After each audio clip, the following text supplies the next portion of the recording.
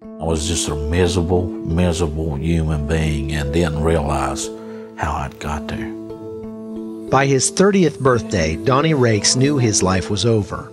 Behind him lay 20 years of broken relationships, lost jobs, and trouble with the law.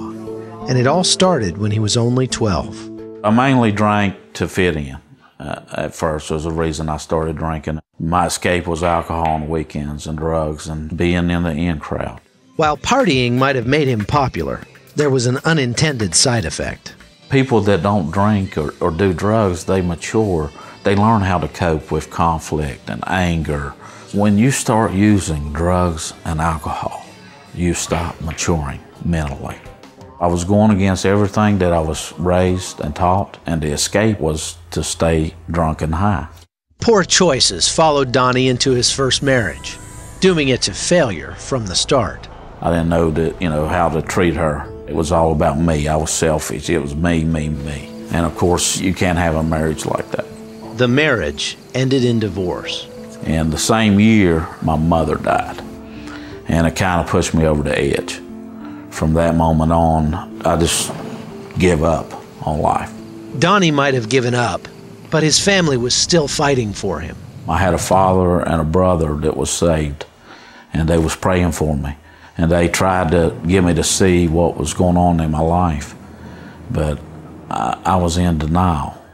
But the monster of addiction wouldn't be satisfied until it had taken everything he had. So I started drinking very heavily every day. I could not stand to stay sober. I could not stand myself.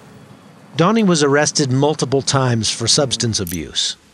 I would do a couple nights in jail or 5 nights, but jail didn't bother me because when I went to jail, the lifestyle that I was in, I fit right in.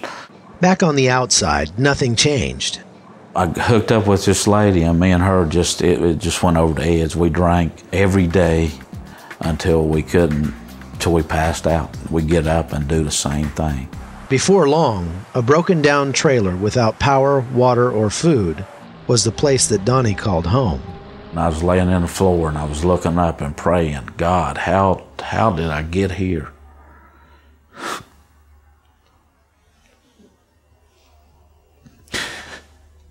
Help me, God. This is not the life I want.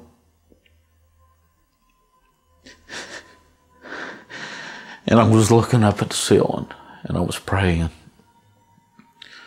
And I heard a car coming down the driveway. And I got up and I looked out and it was my father. I don't know how he found me, why he came, but he was an answer to a prayer. He showed up. He said, come on, I got you some help. Donny's father got him into a 12-month recovery program where he not only got clean, he found something else. When I walked into the place, and there's a sign over the door that says, at last there's hope. That hope was getting away from his destructive lifestyle, which led to an even bigger change several months later. I was in a church service, and I was standing at the altar. I mean, it was tears rolling down my face, and it felt like a load of bricks had just lifted off of me, and all that shame and guilt. And I mean, it was a feeling that I'd never experienced before. I knew about God. I had been told about God my whole life. But I felt and learned of God, truly God, that day. Donny has been drug-free now for more than 8 years. In the meantime, he married Sean, who's also a former drug abuser. Together, they're teaming to help other addicts break free through the power of Christ. I'm not ashamed of what I've been through because God is using it for His glory. I've been there. I've done it.